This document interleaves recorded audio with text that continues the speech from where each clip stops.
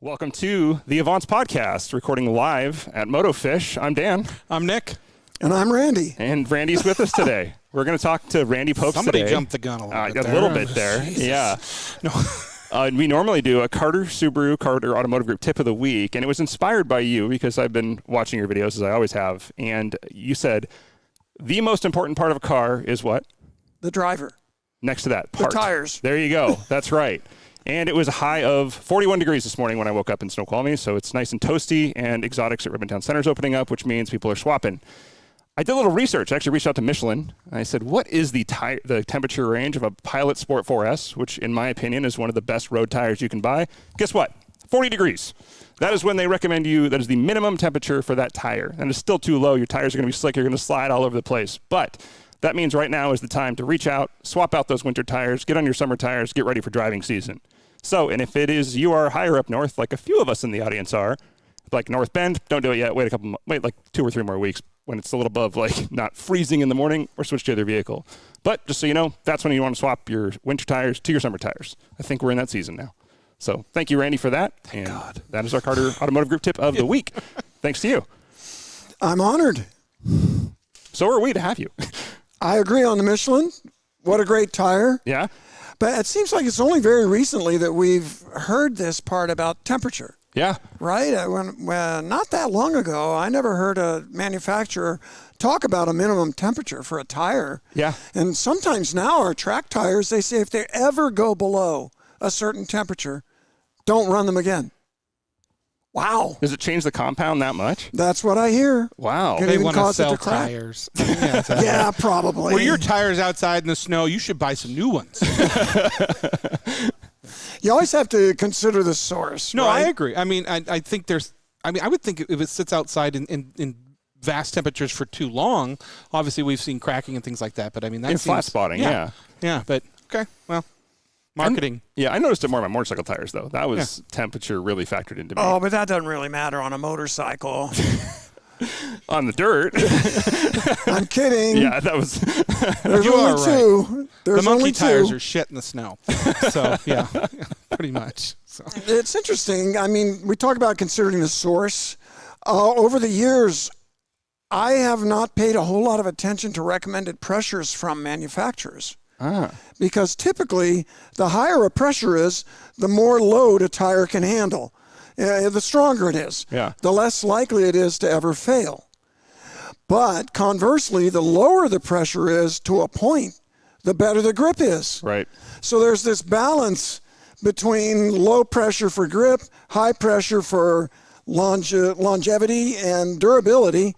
And the manufacturers rarely want to recommend a low pressure. Many times you'll see tires that work at lower pressures. Yeah. But I think you're on your own if you try that. Are they more worried about like passenger tires at lower pressures, like the sidewall failing and things like that? You know, some Volvo careening through mileage. a Safeway's parking lot? Yeah. The lower the pressure is, the more sidewall flex there is. Yeah. The more sidewall flex there is, the more heat there is. Okay. And heat destroys a tire if there's too much. Okay. To a point, right? There's a point there. And the manufacturers don't want you anywhere near it. This happened first for me at Daytona. Okay. Daytona, we have a high banked corners, right? Yep. So in a high banked corner, centrifugal force is driving your car down into the pavement. So your car is essentially a lot heavier than usual. Then you add to that a wing or something, you have any aerodynamic force. At Daytona, you're at the highest speeds you're going to see anywhere. You have the most downforce you'll ever have. So tire failures are common. And the recommended pressures are just crazy high. Yeah. A tire that you normally run slick, say 30 pounds, hot, they're asking you to run 40, 42. And that'll make the tire last forever, but you're going to lose. Yeah, you're going to slide everything. So you have to make your own decision. You said a word that reminded me of something you talked about that I wanted to touch on, is downforce. You were talking about the GT2 RS versus the GT3 RS and Porsche engineers and downforce.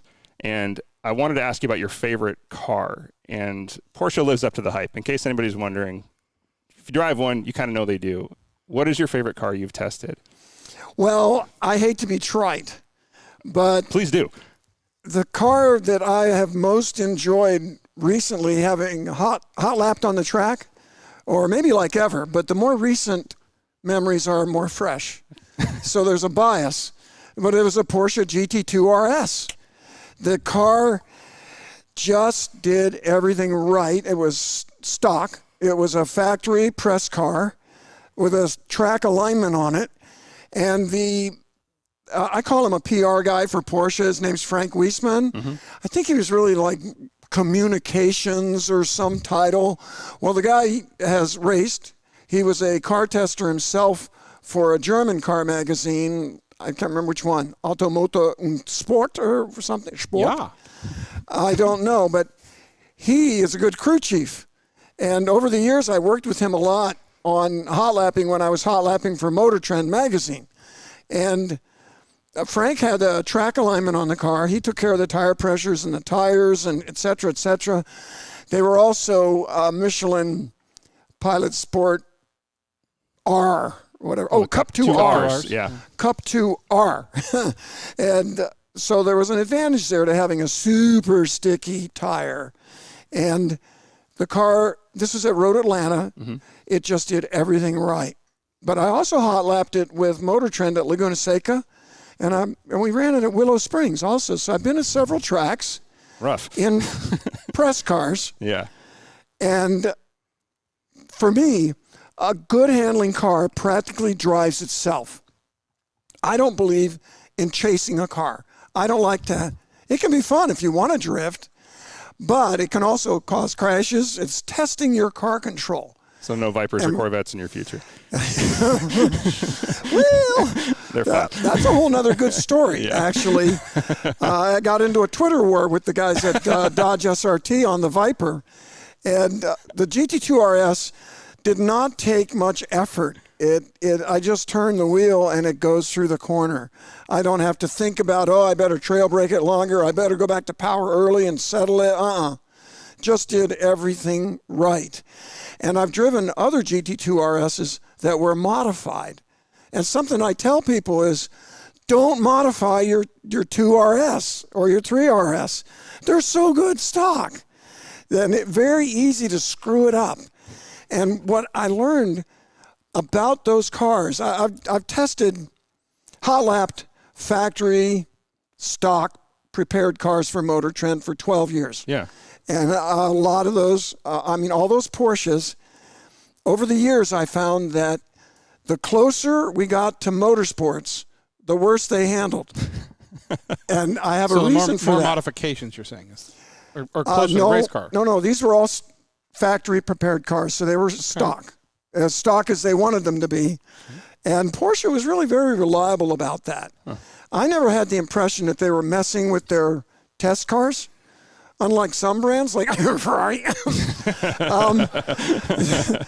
They seemed real. Yeah. Because I drive them outside that arena.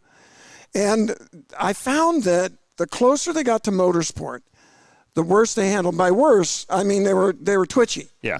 Tail happy, twitchy, and I blame Chrissy. Where's Chrissy? Oh, I know. I can, did she leave? I blame she's hiding in the corner. You, Chrissy. Yeah. What did you race? 4-stroke go-karts. Yep. Solid axles. Porsche has an amazing cadre of factory drivers, almost all of whom grew up from 6 years old racing their brains out in karts. Well, karts are a different animal. Mm-hmm. They have no suspension. They have a solid axle, just a chain drive solid axle, no differential. And if they're not twitchy and loose, they will never turn at all. You'll go into a corner and just plow off the road, because when I drive them, that's what I do. Yeah. Because I drive it like a car.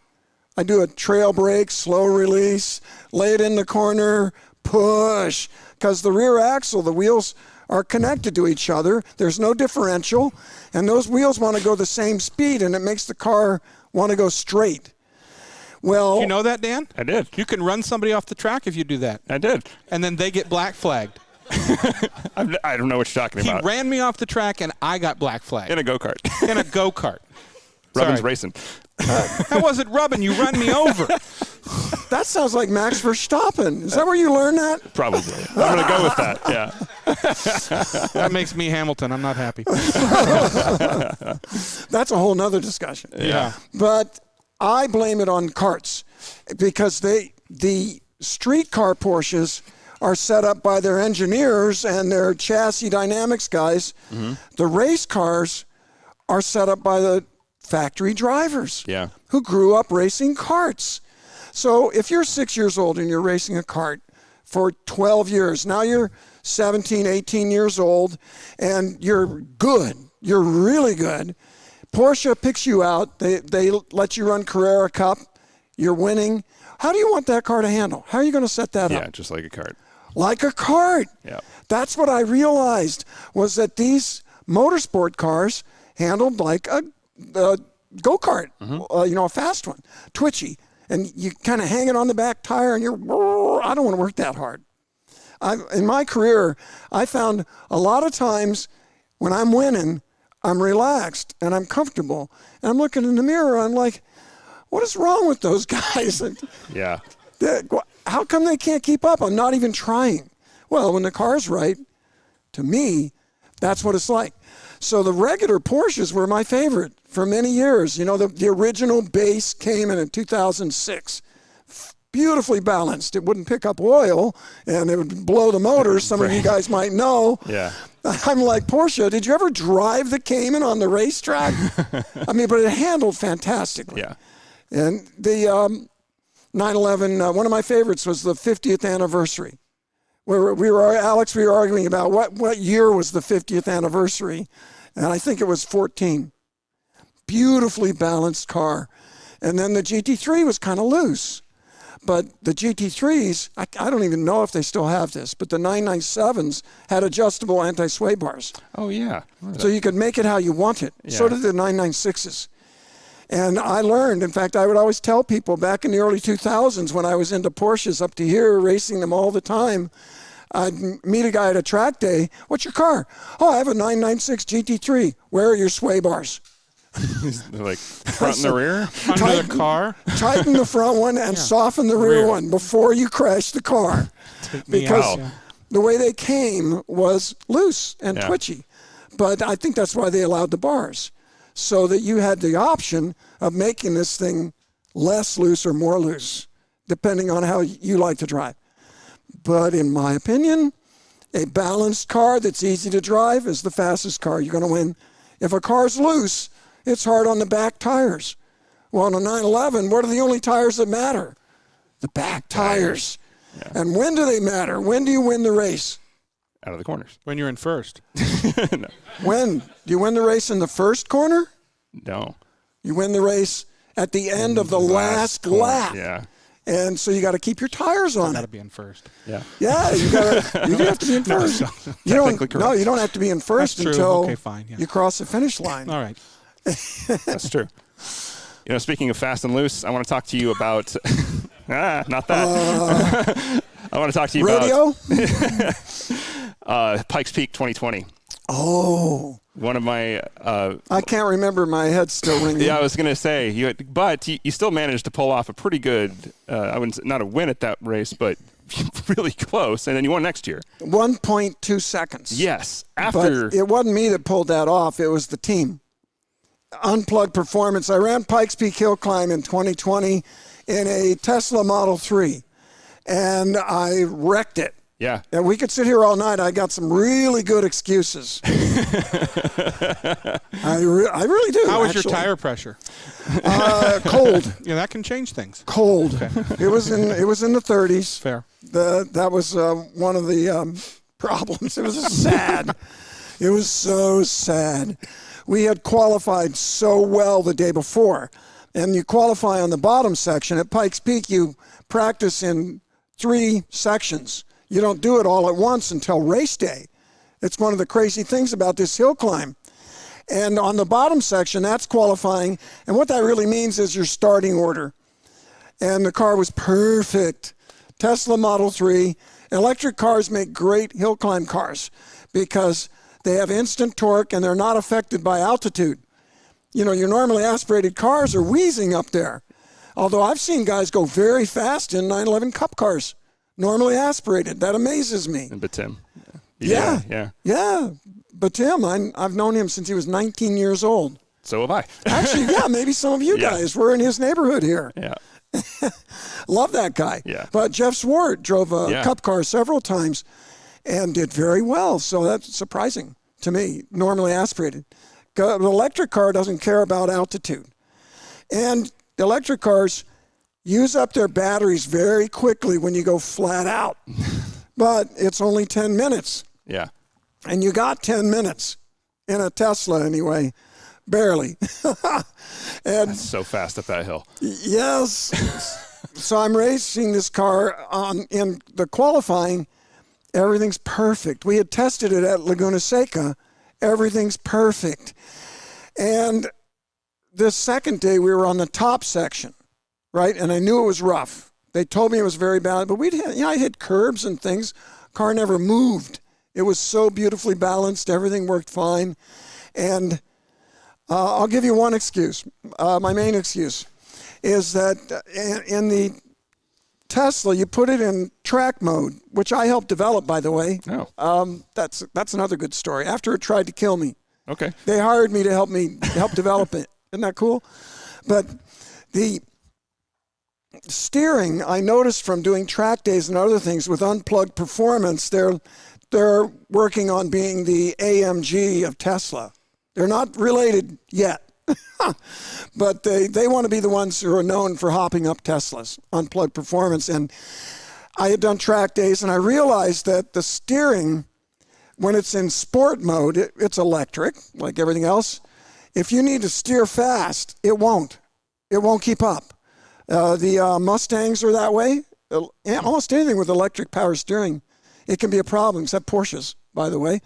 But I haven't noticed this on a Porsche. But when you get in trouble, when you're driving well, your hands should be slow, smooth. But when something goes wrong, you get too sideways and you want to catch the slide, you got to be quick. Catch it. Correct that steering. And then if you catch it, the car's going to go where the wheels are pointed. Well, where are the wheels pointed? Over there somewhere. So you catch it, you got to straighten it out. And you'll see drivers, doing this, good drivers. You got to have fast hands to control a twitchy car, like a motorsport Porsche before the .23 right. and 2 RS. And you couldn't do it. Well, the car, I always put it in comfort mode. Very, very light, no feel, isolated, nasty, but could steer really fast and catch the car. Well, that car hadn't moved. At Laguna, it was just stuck. At Pikes Peak, day one, stuck, beautifully balanced, slow hands, turned a great time, qualified first by a lot. And so day two, day one qualifying, I thought, okay, let's try sport because the feel is so much better. And I was trying for that last bit of time. It was so good. It all seemed reasonable, and it worked great.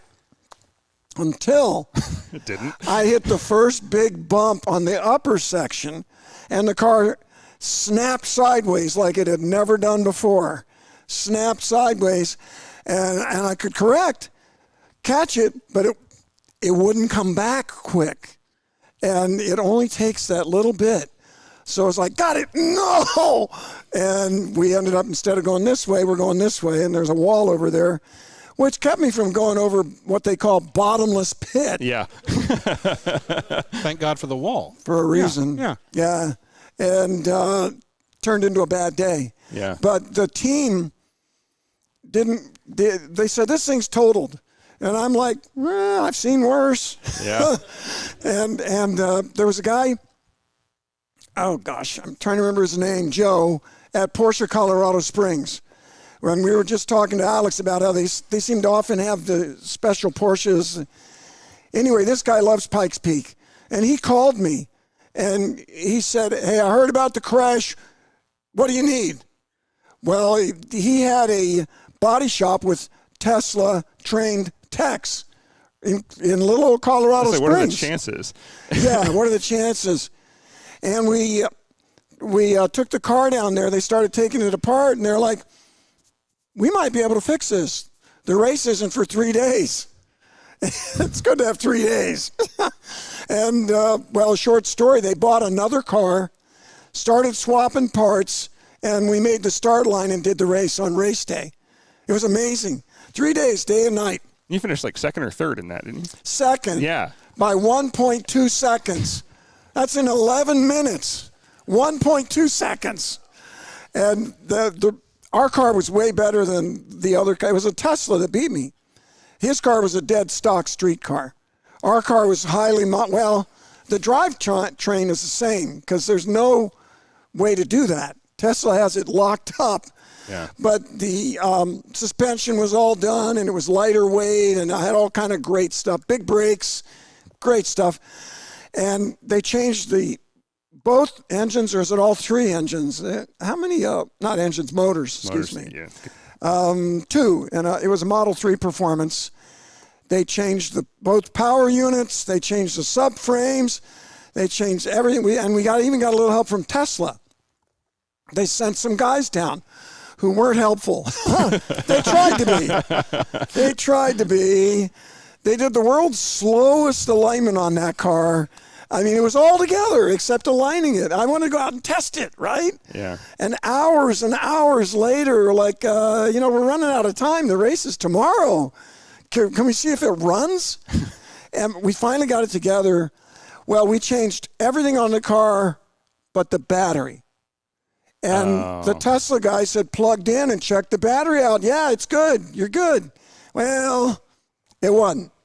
So on race day, we're going like crazy for the first 2 minutes. It's a 10-minute run. First 2 minutes, then everything on the dash turns red, and the car slows down to about half power. And they have about 500 horse, 450. So we're down around 200, which felt like I might as well get out and walk, but I ran it, and I was mostly just praying the thing would keep going. Yeah. The whole dash was red. Everything was hot. And it made it. And I thought, well, I'm glad we made it. Well, a couple other fast cars. We were in exhibition. A lot of hot rods, super special cars. Well, several fast ones broke.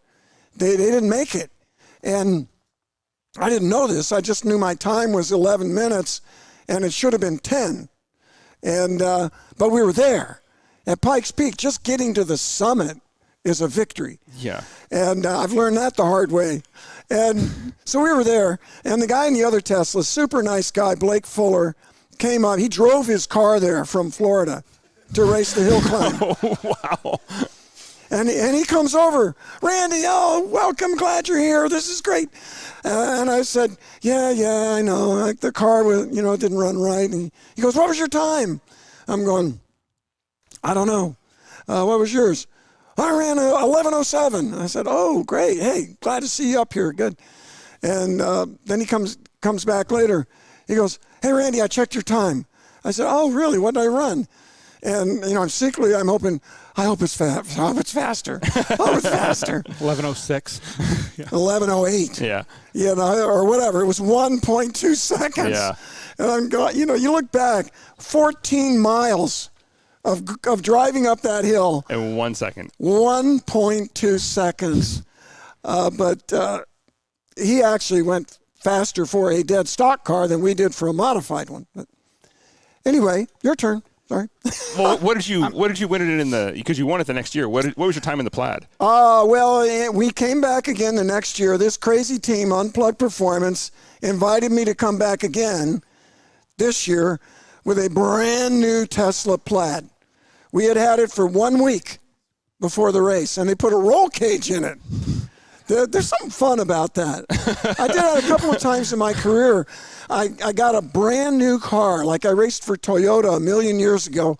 Got a brand new Toyota MR2 supercharged, drove it from Toyota in Torrance, Southern Cal. Uh-huh. I lived in Florida. Yeah. Drove it from there to Russ Collins' shop, RC Engineering, and immediately started removing the interior and drilling holes in it and putting a roll cage in it.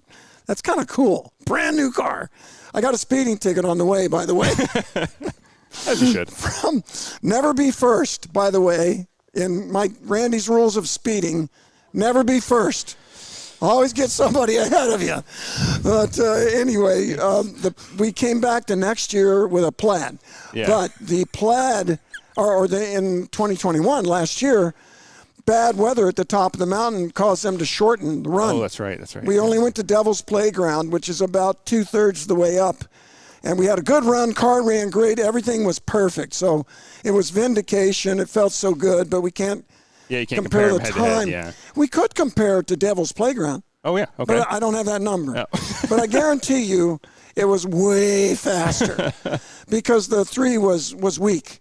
We run at half power. It was kind of crippled. Well, I mean, Dan and I were talking about this last night. What's the record right now? It's an electric car, and it took like 2 minutes off the... 8 minutes, and it's in a Volkswagen Pikes Peak Hill Climb car. Yeah, so I mean, that's going to change things. The fastest time ever in gravel was Millen at 10:04. Yeah. When that was full gravel, which is, if you think 8 minutes is insane in electric, that was on asphalt. Just 2 minutes in gravel all the way to the top, that's crazy.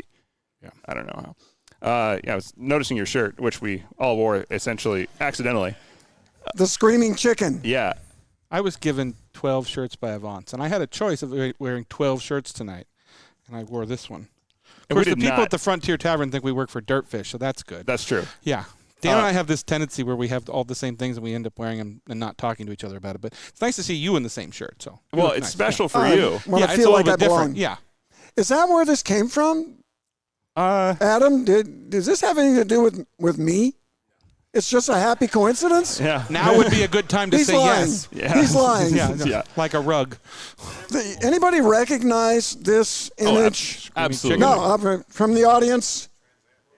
Trans Am, yes. Yeah. This is the Screaming Chicken that's on the hood of Trans Am's, like Smokey and the Bandit Eastbound in and down. the 70s. Yeah. 77 Trans Am. I actually currently own one, and we're doing a mild restoration on it. And I've got a partner, 24 years old, Air Force pilot, Nathan Amaral, and he and another troublemaker and I were all sitting around having pizza after a track day, and this is down in the Bay Area, Sacramento, and one of them says, "Hey, anybody want a 77 Trans Am? I know where there is one." And I'm like, "Nope, got too many cars, too many projects, don't need the car. How much?" Yeah. No one in here can relate at all. And I'm like, okay. And then the next question on any classic car for me is stick. Yeah, there you go. Now, is automatic? No, thanks. Stick. It was a stick. I'm like, uh-oh. And I'm going, no, don't need it. No, I got too many projects. I live in Atlanta anyway, blah, blah, blah. But Nate's like, hey, I'll work on it in my garage. And well, that was. We all have those friends that are enablers. Dan's mine. Yeah. Oh, yeah. So I understand that. Yeah. Yeah. But, you know. So, Well, Smokey and the Bandit was an automatic, though, wasn't it? Probably. It had to have been. Yeah. Especially I with don't jumping think- across the bridges. And like I'm that. not sure Bert knows how to drive a Well, clutch. that's what I'm saying. Yeah. Sally Fields is in the car. You just She's got to fine. You just got to get a YouTube video of you pulling a Rockford in it. That's what I want to see. Oh, yeah. Yeah, we can do that's that. a must. Oh, Nate keeps showing me videos of donuts with my car. I'm like, he goes, yeah, check it out. Does great donuts. I'm going, Nate, what are you doing with my car? Just testing the EFI, boss. He's 24. Yeah. But he's like Leave It to Beaver. He's bright-eyed, bushy-tailed, just makes you feel good about the next generation. He's just terrific.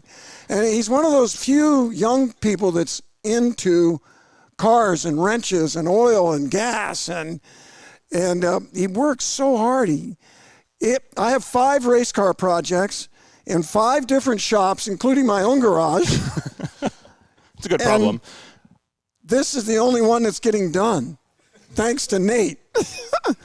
And we got all kind of like partners. Nobody seems to want to say sponsor anymore. Huh. They're not sponsors, they're partners. But we got all these cool parts. I should probably list them.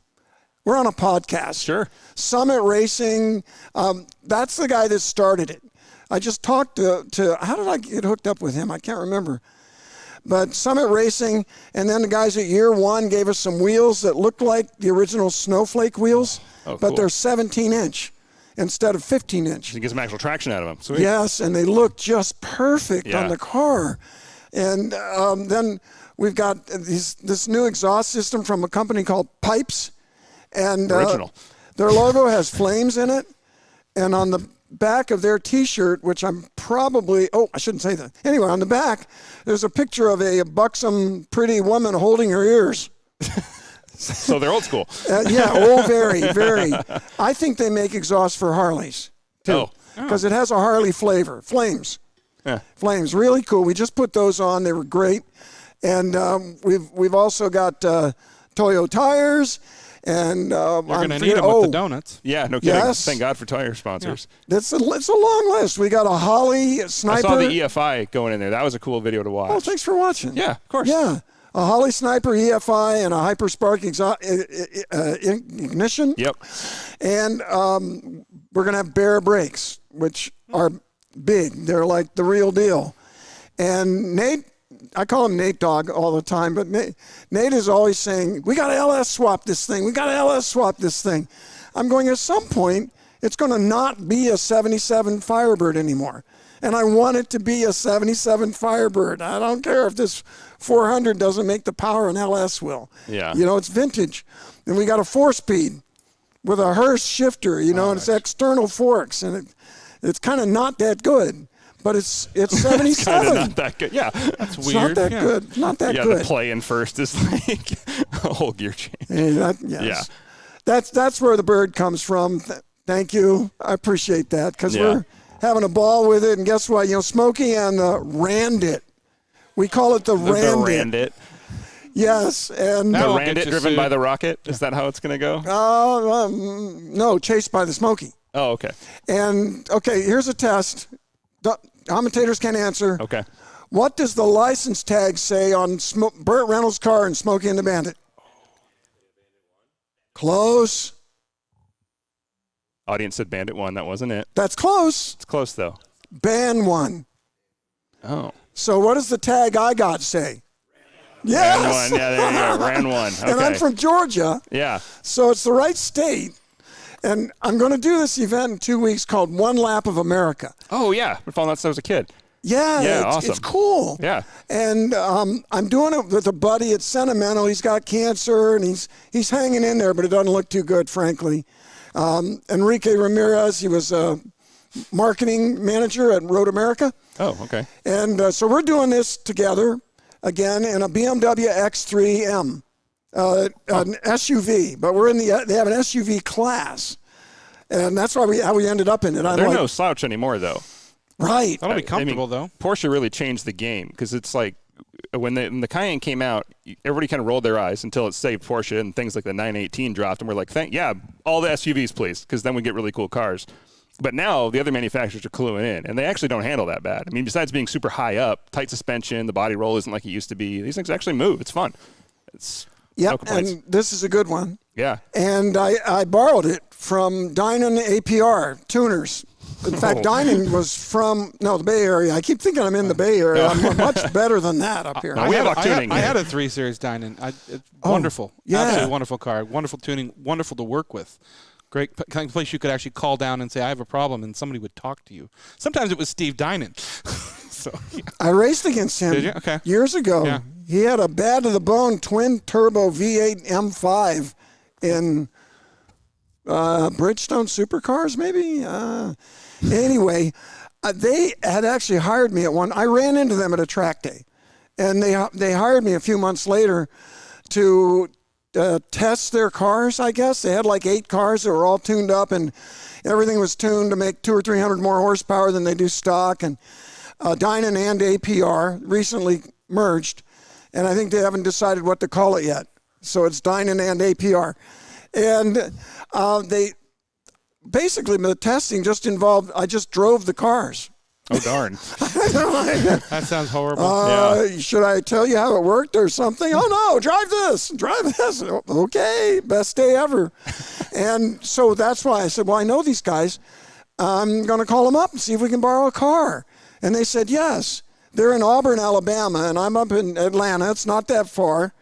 And I went down there to see the car a few weeks ago. The event is in May. I went down there, and they had done Smokey and the Bandit on this. It was a black X3M, and it says Trans X3M. And the whole thing looks like a Smokey and the Bandit car. That's awesome. Yeah, it's so cool. So you're going to be buying yourself a giant semi full of Coors too? Well, it is an SUV. I mean, so you could carry the Coors. Okay. Get that wagon theme on the side. Okay. That's fair. Yeah. It's a running dry county, should be fine. It's going to be good fun. It's kind of cool with the Trans Am theme, you know. Yeah. And we're looking forward to that event. And what One Lap of America is you hot lap at a racetrack for time, 3 laps. And then you drive 500 miles to another racetrack, and you do it again.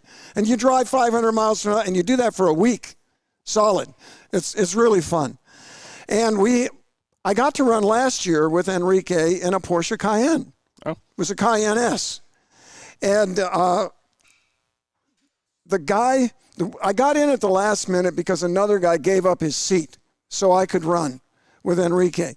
And so this year, that guy, we want him to come. So there's going to be 3 of us. Okay. So number one, whatever car we had to be able to hold 3 people for over 3,000 miles. So that limited it a lot, you know. They have a 911 whose license plate says only a T. And the thing's making 650 horse or something from the 3-liter turbo. And I would love to have run that car. But you can't get 3 full-size people in there for 3,000 miles. Unless you're really good at yoga, yeah. Yes. One's going to be uncomfortable. So we ended up with the SUV. How's your addiction to motorcycles going? Well, I was just over at Hagerty Social. Yeah, Hagerty Garage and Social. Thanks to them, you are here today. It's, Is it? Yeah, it's great. Avants and Hagerty. Great. Why you're here. Thank you very much to Hagerty. Yeah, I was just there. Yeah. And in fact, I'm going to do a Hagerty video in 2 weeks with Jason Camissa, which is cool. And anyway, I was just over there, and we had a meeting with some of the members. We just hung out and had lunch, and they said, hey, let's go down and just walk through the garage. Show me which car here is your favorite. I said, sure, man, that sounds great. So which 2RS did you stand next to? 50 cars, about 10 of them in there. Right. Most of them in the state are there. Yeah. Well, we never got there. Because we went out. I know why. We went out the door, and we're going down the stairs. Yep. And on the first landing, there's a Vincent Black Shadow sitting there. It's the greatest motorcycle in the history of motorcycles from the early 50s in England. And I'm like, nope, stop. There's my favorite car right there, that Vincent Black Shadow. You should have been the guy. And there's a lovely lady here, Amanda. It was there, and I was there when we put it up there. And the contraption that we used to get it up there, and what it was worth at the time. Well, I think we used like $25 worth of lumber and a forklift, because it was forked up. It was forked up there into the lounge, and then we made a ramp to get it from the stairs to. Yeah, Amanda was there. Needless to say, we were going to throw ourselves under it as it fell on top of us just in case, but we know. got it there. Yeah, I know. When I saw it there, I was thinking, how did they get that up there? You wouldn't want to know, and nor would the insurance company. So. I looked at the window. I'm like, did it come in from there? No. That would have been easier. Yeah. Good for you. Oh, and I almost fell off that ledge. That bike has been the topic of so many conversations. I mean, everything from wine conversations, because it's on that bike is the one off the cover of, or on the Mark label, Ryan. Mark Ryan's. Yeah, it's on a Mark Ryan wine label, I believe. Yeah. I think it's Mark Ryan. Oh, really? Yeah. Oh, with Raleigh Fingers? I don't know. Doing the top speed run? Oh, yeah. No, I know the photo, but I know it's not that fixture that's on their label. Oh, it's okay. I think it's on their board track racer. Okay. Yeah. But there's a good song about that bike, too. Richard Thompson, 52 Vincent, I think is the name of the song. We'll look it up. I will look that up. Vincent Black Lightning. Yeah, it's pretty cool. All right, well, tell us what you know about the bike. Like I said, I knew nothing about it, too, when it first showed up. And I've learned through talking to Dan and the owner and things like that. But it does tend to catch the eye, especially where it's sitting.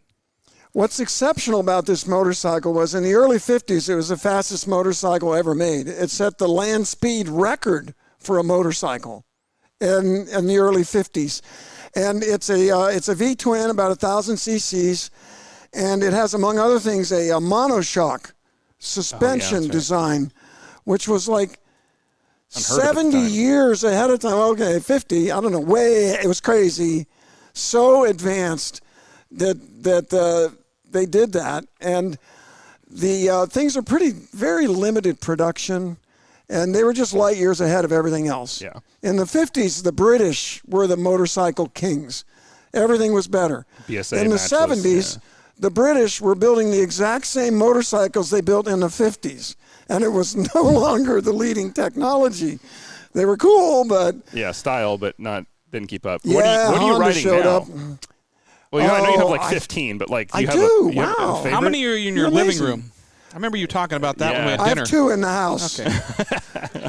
And I think we were talking because I had my monkey in the living room at the time when we had dinner last time. oh So- yeah, I have a monkey. Yeah. Did you get one? Well, a new one. Okay. Yeah, so do we have we. the new one. Oh, okay. You were originally going to come on the monkey run. We were trying to get. Remember? Oh Yeah, and yeah, we did I it. saw- We're I doing it saw- again this Wait year. a minute, I saw a video. Yeah. Yeah. Well, we're doing it again this Yeah, year. no We're going to Idaho kidding. this year. So get your monkey ready. Let's go. You're not riding to Idaho. No. We're going to ride 600 That'd be a miles long down ride. Idaho. Yeah. but Yeah. My monkey bike, it's a 125cc Honda mini bike. That it looks like the one that they made when I was a kid in 1970, but it's a lot bigger actually. Yeah. And the one I have was on the Motor Trend motorcycle show called Throttle Out. They rode 2 of them all the way down the Baja Peninsula, like they were doing the Baja 500 on these 125cc bikes. That's how this started because Dan and I watched that, and Dan goes, "We should do backcountry discovery route," and I go, "Yeah."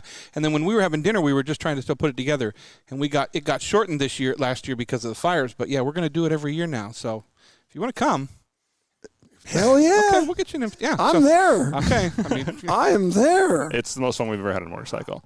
You just need a lower gear. Yeah, we just put one down in Yeah. the front. Yeah. Or just bring it out Yep. and dirt That's tires cool. and suspension. And that's it. full Olin suspension. Yep. You need that. Trust me. Oh yeah, full. Oh, yeah. Yeah, I'll show you mine now. No, it I doesn't look stock anymore. Yeah.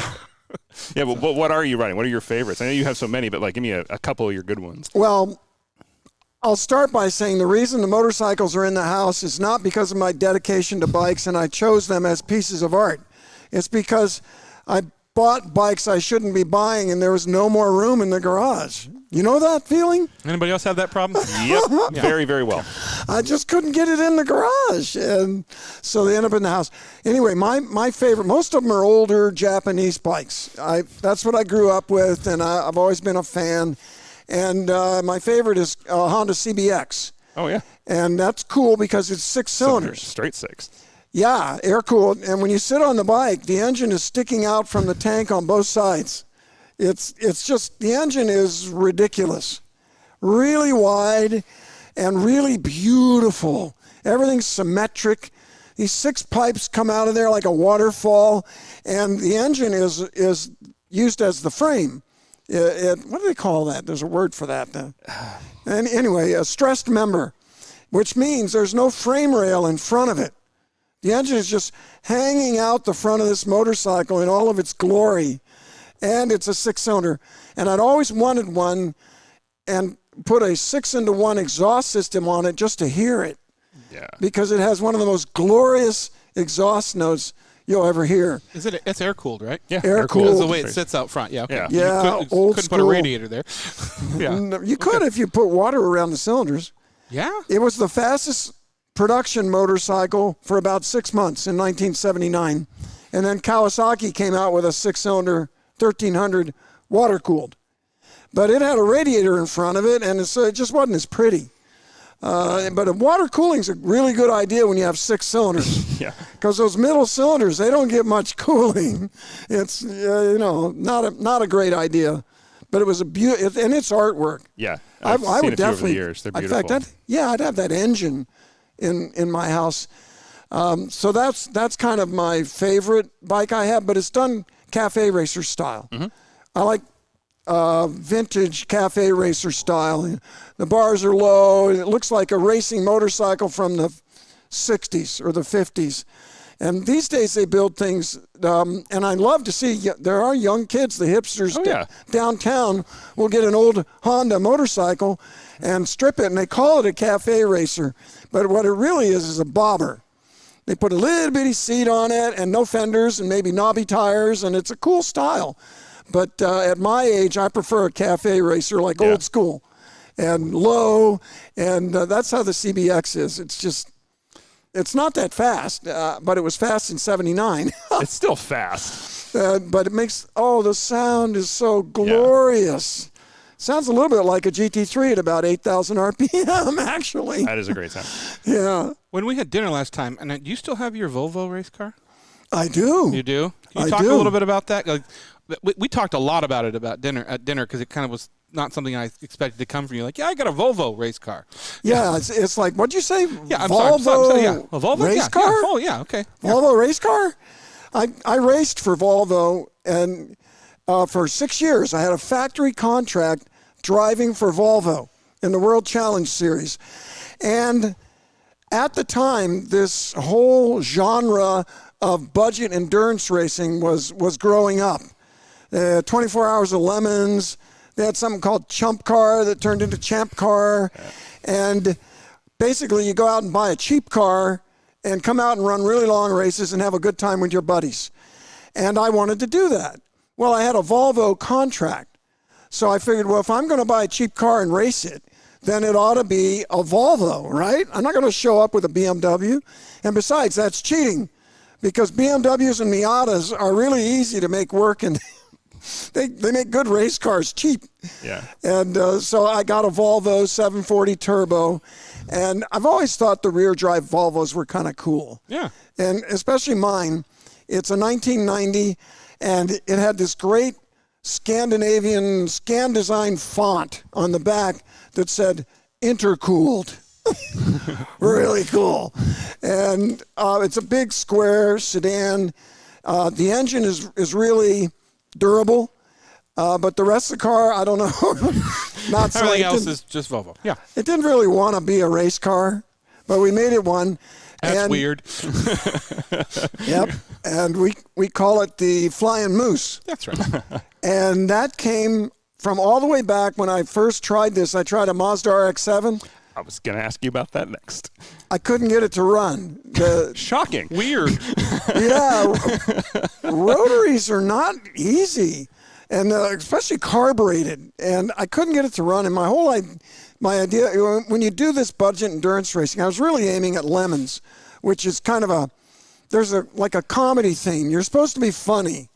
And I don't like trying to be funny, but I'm vegetarian, and so I was going to tie my race car to being vegetarian and have some fun with it. And there's a vegetarian app for finding good restaurants called Happy Cow. And so I was going to put a happy cow in the back of my Mazda. And, the Mazda never came to fruition. I couldn't get it to run. I sold it to another great young kid who did get it to run and did real well with it. But so we started out as kind of a happy cow racing. Well, then I end up with this Volvo, right? Well, it's from Scandinavia. So this thing ought to be what? The Happy Moose. So we called it the Happy Moose. And we raced it, and we had pretty much no success, but we had a good time. And over the years, it got better. And then this guy, I was always looking for somebody who would work on the car in return for racing it. Because I want to race, but I don't have the time. And I don't want to, I have to turn off my whole life to spend hours in the garage building a car, even at this level. And this guy helped me out who used to work on like Team Corvette, Team Viper, all these real race teams as a mechanic. And he improved the car so much that I decided it was too good to be the Happy Moose, so we turned it into the Flying Moose. Nice. Because it kind of got kind of fast for the class it's in, at that genre. You're the reason all those bumper stickers that look like Ferraris, but they're mooses, huh? Well, there's a guy named Dave Barton who is a Volvo fan, and he got this idea to make a badge for the Volvo that looks like a Ferrari badge. But instead of a prancing horse, it's a prancing moose. And it's pretty funny. Yeah. But he got in big trouble. And he got in trouble with Ferrari. But of course. But yeah, like, what do you care if 300 people put a sticker on their car that looks. But anyway, They look awesome on Volvos. yeah. Guess what? Yeah. That was legal. Oh, okay. There wasn't a problem there. But he had the badge, and it said Volvo on it, and Volvo didn't like it. You can't use their name. You've probably experienced this maybe in other ways, and that's fine. It's their name. Yeah. So he made the badges without the Volvo. Yeah. And so I thought that was cool, and we actually put that on our car until I decided the car was too good to be a Happy Moose. It needed to be a flying moose. Well, what do? We put wings on the moose. Perfect. And that way it's no longer Dave's design. It's ours, and it looks pretty cool. Nice. So that was fun. But the cool thing is, for me at my level, is to be like a team manager and engineer and, develop my own race car. And we won our last race, I've been running the car for 8 years. It's bound to happen. But we won. I made a deal with another guy. I mean, I'm always looking for somebody with a lot of time and enthusiasm to work on the car in return for driving it, right? Well, I found a guy from Alabama named Sam Collier, and he's a Volvo guru. He's been amazing for the car. That's a big reason why it's gotten competitive. And then at one of the races, I met a woman named Laura Vernon from Asheville. She's a car dealer. Huh. And Laura came over and said hi, and she was driving with another woman in a BMW. And when the race started up again, I went over to see how she's doing. Well, she's like third overall. I mean, she's doing great. I go, wow, this woman can drive. And so we made a deal, and she gave me a little bit of gas money. I let her race the car, and we had 3 fast drivers. And so the race we won, it's raining. It's not that long ago in South Carolina, like a month ago. And it's raining. Well, I don't mind. I'm good. I'm good with rain. And so's Sam. Laura, for me, was a big question mark. Laura is an interesting study because she's only been racing about 2 years. And when I was talking to her, about 3 times I asked her that because I kept forgetting. Because the way she talks and the way she looked on track, she looked like she was been in this a while. And no, only 2 years. And so we all get ready to go race in the rain. She's a question mark because she says to me, I've only done a few races, but I've done a lot of sim. And I went, oh, really? Because, I'm in my 60s, and I have not done a lot of sim. And every time I've tried it, it's been terrible. Well, especially in like 1988, which was like the last time I tried sim. They didn't call it sim then, right? On the Commodore 64? Yes. Xbox. And I'm like, oh, this is a fun game, but it's not like driving. Well, we go out and we run the race, and Sam starts, and he comes in shortly after the beginning, maybe 40 minutes in. He said, the brakes have gotten really bad. And I'm like, oh, man, because he was doing very well. I can't remember if he was leading, but he was up front. And I said, hey, look, if you feel like it's not safe, bring it in. He brought it in. We're looking. The right rear brake pads fell out. Fell out. That'll do it. Well, you know who put them in? Laura. I'm going to finger Laura.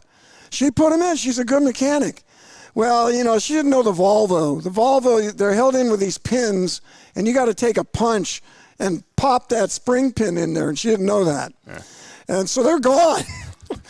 So at least we found the problem, right? And I had more pads. We throw them in. This is fun, by the way. It really is. But, I'm not an organized person. I'm not a good leader. But at a race, it's a whole different world. The mode comes on. Turns the brain on. Yeah. I like it. I like the driving part. And just my whole psyche is strong at a race. I know what I'm doing. And it was kind of fun to think back and listen to myself. I was like, get the jack, get the brakes, get a coat hanger. And we get it together and send Sam back out on the track, and we lost 16 minutes. This is a 7-hour race. That's a long time. I think it was 6 laps. We're down 6 laps. And Sam goes around, he runs good. And then they have a church break. This is South Carolina. They have a church break for an hour, and it's raining, and we've just had our fuel system all redone by Holly, my same friends at Holly. And so normally you have to change drivers every 2 hours, but you don't have to put fuel in. But if you do put fuel in, you have to sit for, I think it's 5 minutes, right? So because of the church break, they made a funny rule in the series. They said you can change drivers if you want. So we changed. It's raining. And we're like, well, this thing will probably go longer than 2 hours if all this works. So I'm going to drive, and I'm going to look for a full course yellow. We're doing strategy. And I never see a full course yellow. We go another hour and figure, I don't want to run out of gas. Let's stop. So we fill it up, and it's raining, and you can't see. We don't have a defroster. It's slippery. It's tough conditions. And, I mean, the risk is high. I can feel the danger out there. There's about 35 cars on a 2-mile track, little club track in South Carolina. We're having fun. And we come in. Now we pit stop, fill it up with fuel, and Laura's getting in. And I'm really worried because I've never seen her in the rain.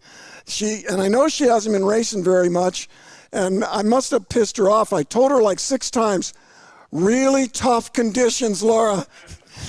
You know, do your thing, do what you do, but it's really tough out there, because it was very difficult. It took everything I had, and she gets in, she goes out, and I'm checking on her times, and I'm watching her on track, and I'm like, man, she's doing a great job. It's beautiful. She's moving up. But, you know, we're 6 laps down. Well, then we're 5 laps down. Well, then I get back in again. We're 4 laps down. And how did we do that? It was her. And it was Sam, me short, then Laura for 2 hours. No spins, didn't hit anybody, never went off, almost did about 80 times, but caught it. And, I mean, I was so impressed. And I'm getting to that. And I don't even remember the question. She can only go. Volvos. Yeah, okay, yeah, I got that. She can only go 2 hours. That's funny. And so she comes in. Man, I mean, like, did a great job. And then I get back in and finish the race. And we're getting near the end of the race, and the team is reporting to me, we're on the lead lap. We've made up 6 laps. And 5 minutes for the fuel stop, right? Yeah, because we didn't do the other fuel stop. Yeah. 5 minutes stop is like 3 laps right there, maybe more, counting stopping. Anyway, we get down to the end of the race, and the guys ahead of us were second or third. A couple of guys, somebody has to stop for fuel. Somebody spins out. We win the race. And I'm over here thinking about Laura, and all of a sudden I'm thinking, you know what? Maybe these sims are better than I thought, because this woman is a really good driver. I joke with her. I call her my new best friend because she loves cars. She knows that a 67 Chevelle came with a 396 big block. She's a really good motorcycle rider, and so she's my new best friend. And she invited me to the sim place where she's done a lot of racing. It's in Asheville. Mm-hmm. They've got modern, top-of-the-top sim setup. And I did a little bit of sim racing there, and it was amazing. It really was pretty good. And I realized that she did a lot of sim. Like, they do a 24-hour, and they actually drive for 24 hours. They do pit stops and switch drivers, and it's incredible. And she learned from it. She drives like somebody who's been racing a lot, and it just changed. It elevated my opinion of sim racing a lot. I'm hearing about it all the time, mostly from young people. I say, a lot of young drivers we interview, it's like an essential part of their training for them. Yes. Which is crazy. Well, it's a lot cheaper than putting a car on track, too. Yeah. I mean, especially the wrecks. Yeah, actually, especially the wrecks. I was going to talk to you about that as the last question. Yeah. I was going to talk to you about that as far as my last question for this. One of the quotes that I love that you said is that you don't get scared when you crash, you get depressed. That's true. And I was reading about a crash you had in a car that I used to have, which is an old FD RX-7. And it was the yellow one without the padding on the cage. My world record crash. Yeah, exactly. Yes. I'm not good at short answers. Have you noticed that? I have heard, but I think it's a great story. And this is why you should pad your roll cages. Oh, man. So we're racing an RX-7 in 1994. Cool twin-turbo car in a series very street-oriented. I forget what they called it at the time, Coney Challenge or Motorola Cup or something. And with TC Klein Racing, the guy I ran the touring cars with. And I sit down in the car, and it's new. We have just built it, and they're still finishing it. And they're having a little trouble getting the thing to run right. And I sit in the car on a practice day at Road Atlanta, the test day before official practice, sit down, and bink, I hit my head on the roll cage, my helmet. And I look, and I'm like, oh, it's not padded. And I called up TC on the radio. I go, hey, TC, we need to pad this roll cage. And he's like, oh, yeah, we'll get to it. Well, the car's not happy, and they're trying to get it running, and they don't get to it. So the next day, or was that later? I think it was the next day, first official practice. I don't know if you remember after that crash. Yeah. Concussions.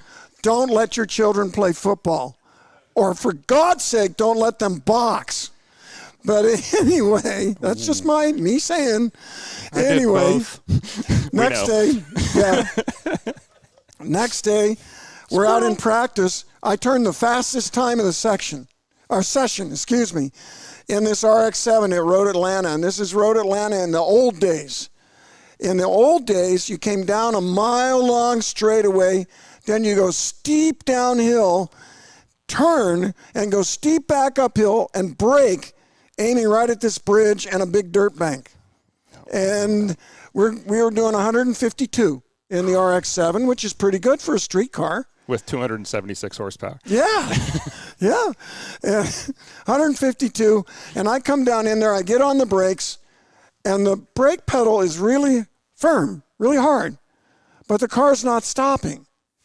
And I had never had that happen before. Yeah. This is in the 90s, 94. Well, in the 90s, ABS was not very smart, and it's not real great on a racetrack. And something in that system didn't work. I don't know what it was, but I had a firm pedal and almost no brakes. Car's slowing down a little, but not much. Well, I'm already braking as late as I dare. Yeah. Car's not stopping. I remember grabbing the wheel with both hands and pulling with all my might, like, ah! And we're screaming towards this wall. And this is just like a video game. You ever had a video game crash? Oh, yeah. Where you're going about 180 miles an hour into the wall? Yeah. Well, this was real. It's coming. It's coming. And it's going to hurt. And so I didn't think of the handbrake, which would have been better than nothing. I was still confused. I'm like, what's happening here? And, well, I learned later on it happened a lot in 90s cars to me. I had like 5 good crashes from ABS getting confused and turning off the brakes. Modern ABS is far better, and I don't think it ever happens lately. But what do you mean turned off the brakes? Define that for me. Well, detects like slippage in ice, right, or something? When you push on the pedal with ABS, you send a signal to this device that then sends the pressure out to the brakes. And the device said, no. And I don't want to do that. It may have been... Not to get too technical for you. I think it might be related to having a wheel in the air. Yeah, I think that's what it was. This dip. And the thing is, Road Atlanta, since then, they changed the track. You come down that straight, and they have a real tight corner, turn 10A, and you turn real tight the other way, and you go up to where I was headed on that day. And so today, I would have just gone straight off the track and into this giant gravel trap that's uphill. Uphill gravel traps are really good because you kind of sink in. Yeah. But then in 1994, I'm heading for this dirt bank, and we're flying. And the only thing that I thought to do was just throw the car sideways. And I get it a little sideways, but that also turns it in. And at the bottom of the bridge, there's a dirt bank, and the front wheel catches the dirt bank. And the car goes in the air and comes out from under the bridge upside down in the air. Hell of an entrance. Yeah. I mean, Corner worker was telling me about it. You know, I don't think he'd ever seen that before. You know, you're supposed to get the rubber down. Yes. Yeah. And for me, like I say, I don't get scared. I get depressed because I'm thinking, I'm wrecking this car. Like, race is over. The car's wrecked. Kind of like when I went off Pikes Peak in the GTR. Oh, yeah. Same thing. That's another story, but I think we're going to run out of time. But I'm upside down. I'm heading for that wall in a hurry. And then, you know, in these moments, time actually slows down. And I had this complete thought. I could end up in the hospital in this one. It's going to hurt. And then boom, you know, I hit the wall and the thing's spinning around and boom, and it's spinning around and boom. And every time there's a boom, I hit my head on this unpadded roll cage and I see stars. Just like, you know, Looney Tunes when they got hit by a baseball bat. Stars, stars, stars. And the thing lands on its wheels. And it was the first practice. And the photographers weren't out yet. Oh. And it was 94, you know, the video cameras were like this big. I don't know. We don't have a video. If you're going to crash. Yeah, you want a video. Have a video. Style, yeah. Right? Yeah, have a video for your grandchildren. You can see where the module said, nope. Yeah, it said no. Yeah. Some systems call that ice mode. Okay. If they feel like there's not much traction, they have an ice mode that apparently works better on ice, but it doesn't work well on a racetrack. And it's not over. I get out of the car on my own, and the corner worker is kind of running up. We're kind of at the bottom of the hill, and at Road Atlanta, where I ended up, the whole pit lane can see that. So everybody on pit lane sees my yellow RX-7 come out from under the... At least I knew where you went. I get out, the worker comes up. He goes, "Are you all right?" And I started feeling a little woozy. And I put my arm around him. My favorite color is potato. Yeah. And I said, "You know, I think I should sit down." Next thing I remember, I'm staring at the roof of an ambulance. And I could hear my wife talking to the ambulance driver, and they're chatting casually. You know, they don't sound too worried. And I do this. I do an inventory, right? Right leg, Yeah. left leg, right arm, left arm, neck. I go, hey, I think I'm okay. Back to the track. You know, yeah. I didn't realize yet what all had gone on, but I called out to my wife, who was like right there. I go, "Hey, Linda, I'm okay, right?" Well, guess what? I've been conscious and talking the whole time. I don't know who that was, but it wasn't me. For one thing, they said I was really funny, so we know it wasn't me. And my wife, you know, it's kind of like I was sitting here talking to you, right? And then Are all you of a sure sudden, he's not going to die? So for her, it's like we're sitting here talking, and all of a sudden you go, "Hey, I'm okay. I'm okay." I'm okay. Yeah. And you're like, Good. "No, you're not." And I don't remember Yeah. about 2 hours of scary. and a concussion I had. I think I know I've had other smaller ones, but this was big. And so I ended up in the hospital. But they checked me out, didn't see anything that wrong. They bring me back. I come back later that day. I'm walking down into the paddock, and here comes my team owner. TC, he's like a brother. I raced for them for years. And all he saw was that car come tumbling down the hill. And we walk up. First thing he says to me is, "It's got a pedal." The brakes. He had gone in the car and checked the brakes, and it worked. The car was crumpled up like an old handkerchief, but I looked at him, and this is a family show. I said, "Well, it didn't effing stop." I feel like the steering will be bent on the bottom. Just from Yes, I did that. Yeah. And, this was kind of new to all of us. We just didn't realize that ABS could do this, just not give you any brakes. I've also flown an RX-7. It's not fun. Oh, have you? I have an FD. An FD? Oh, Yeah. What happened? Oh, I was being very stupid and young. That's all. Oh, He I'm tried No to jump excuses. It was just me. He tried to jump a freeway and did it. Yeah. Bad times. You're reminding me of my buddy Nate. Oh. Nate, that's helping me.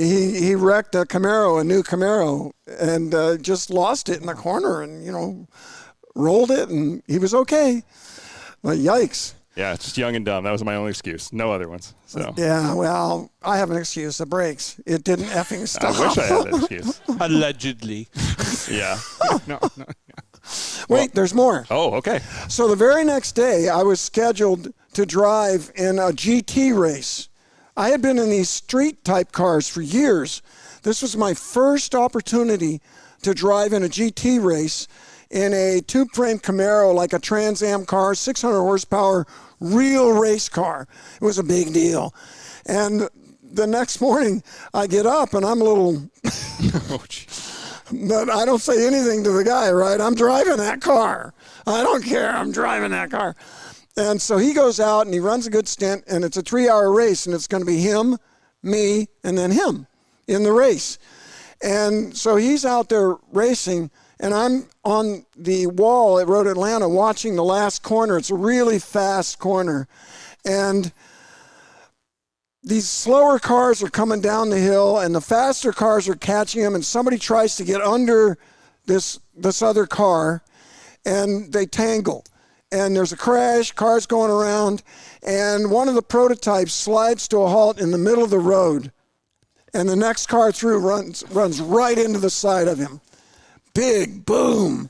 Funny thing is, the guy sideways didn't get badly hurt, but the guy who hit him did. Jeremy Dale. You may remember that name. He was a commentator on TV for years, and I think he maybe even runs a race team now, or he did. Messed up his legs big time. There's a long red flag for all this. It was really bad, and it was about an hour. And so the team owners, he says, "Well, Randy, I'm going to finish the race too." So there went my stint. But thank goodness, because I wasn't all there. I'm not normally all there anyway. But especially but you were that aware day. that you weren't all there at this point. Yeah. So that was the drama that day. I mean, it sounds like it worked out well for you, Yeah. tasting colors. So you're good with that. Yeah. Yeah, concussions are a bad thing. Yeah, I understand. When I see these concussion sports, like especially fighting, it's total insanity. You get permanent damage from concussions. Except now I don't know, right? It's like I start forgetting things. I'm going, is that just old age? Or is that the concussion? Or both? Probably both. I'm going to use the concussions. It's a love of the sport, too, because, boxers still get back in the ring. You still got back in the car. Holy I guarantee heck yeah. all your roll pads had pads on the No. roll bars. Yeah. No. Nah. No. I typically get in and drive. I don't care. You're like, just let me go, man. Yeah. I want to mean, see the stars. when you're addicted, you don't care. Fair Yeah. enough. I just want another fix.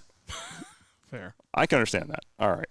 Well, thank you for everything. Thank you to our friends at Hagerty, especially for helping us put this together. Our partners at Hagerty, Randy, thank you so much. It was so much fun. You're one of those people that with so many stories, I just want to keep listening and going. I just know we're short on time for the guests.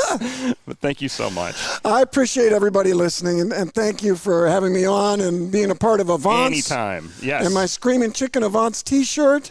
Thank you very Done much. Good luck in the race exclusively this for weekend. you. Yeah, Yeah. Good luck this weekend, by the way, because you're Thank racing you Lucky Dog. Yeah, Lucky Dog Racing Yeah. League this weekend at the Ridge. Yep. Very cool. All right. Well, for this episode of the Avants podcast, as always, I'm Nick. I'm Dan, and don't just get there. Enjoy the drive. That's it. God, my butt hurts.